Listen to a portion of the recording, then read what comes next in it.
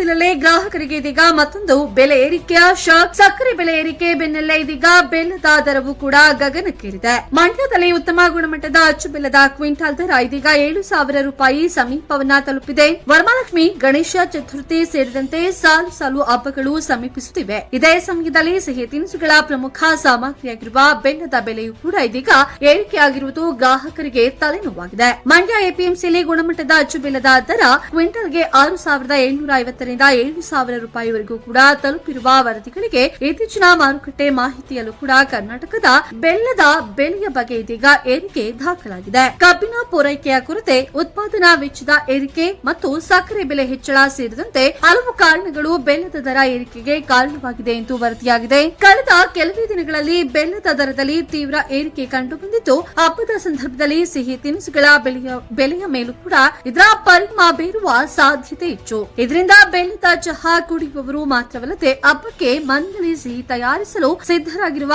ಗ್ರಾಹಕರಿಗೂ ಕೂಡ ಬೆಲೆ ಏರಿಕೆಯ ಬಿಸಿ ತಟ್ಟುವ ಸಾಧ್ಯತೆ ಇದೆ. ಹಬ್ಬದ ಖರೀದಿಗೂ ಮುನ್ನ ಬೆಲ್ಲದ ಬೆಲೆ ಎಷ್ಟು ಇದೆ ಎಂಬುದನ್ನ ಒಮ್ಮೆ ಪರಿಶೀಲಿಸಿ. ಬೆಲೆ ಏರಿಕೆಯ ಕುರಿತು ನಿಮ್ಮ ಅಭಿಪ್ರಾಯವನ್ನ ಕಾಮೆಂಟ್ ಮಾಡಿ.